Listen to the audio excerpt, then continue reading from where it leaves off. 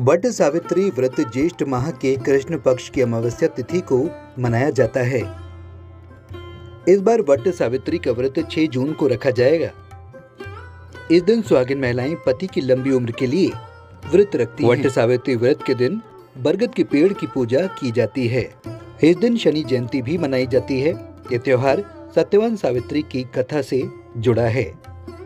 हिंदू पंचांग के अनुसार इस बार अमावस्या तिथि की शुरुआत 5 जून को रात 7:54 पर होगी और समापन 6 जून को शाम 6:07 पर होगा। उदय तिथि के अनुसार इस बार वट सावित्री का व्रत 6 जून को रखा जाएगा। वट सावित्री व्रत पूजन विधि: स्नान के बाद साफ कपड़े पहने और पूरा श्रृंगार करें। इसके बाद बांस की टोकरी में पूजा का सारा सामान रखें। इस दिन पहले घर पर पूजा करें। पूजा के बाद सूर्यदेव को लाल फूल और तांबे के लोटे से अर्घ्य दें। इसके बाद आपके घर के पास जो भी बरगद का पेड़ हो वहां जाएं। वट वृक्ष की जड़ पर जल चढ़ाएं। फिर देवी सावित्री को कपड़े और श्रृंगार का सामान अर्पित करें। इसके बाद वट वृक्ष को फल फूल अर्पित करें। कुछ देर वट वृक्ष पर पंखे से हवा करें। रोली से वट वृक्ष की 108 बार परिक्रमा करें और वट सावित्री की कथा सुनें। क्यों होती है इस दिन वट वृक्ष की पूजा? वट वृक्ष में ब्रह्मा विष्णु महेश और त्रिदेवों का वास होता है। बरगद के तने में भगवान विष्णु का वास माना जाता है।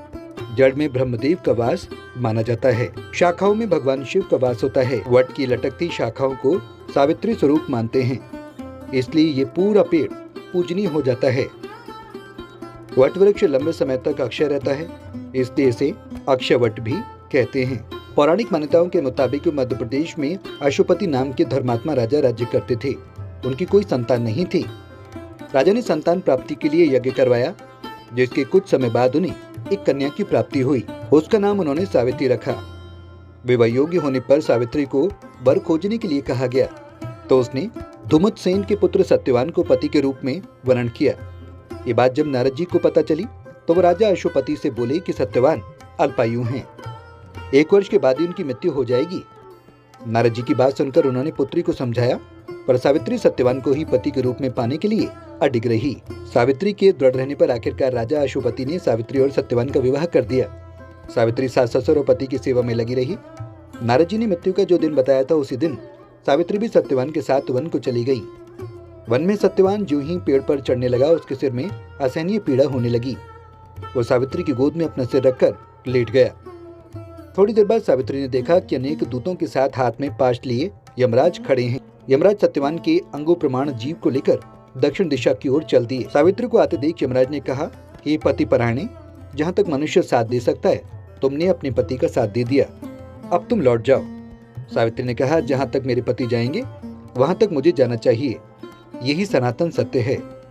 यमराज ने सावित्री की धर्मपरायण वाणी सुनकर वर मांगने को कहा। सावित्री ने कहा, मेरे सास ससुर अंधे हैं, उन्हें नेत्र ज्योति दे। यमराज ने तथास्तु कहकर उसे लौट जाने को कहा, किंतु सावित्री उसी प्रकार यम के पीछे चलती रही। यमराज ने उससे पुनः वर मांगने को कहा। सावित्री ने वर मांगा, मेरे ससुर का खोया हुआ राज्य उन्हें वापस मिल जाए।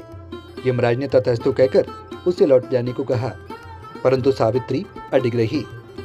सावित्री की पति भक्ति व निष्ठा देखकर यमराज पिघल गए।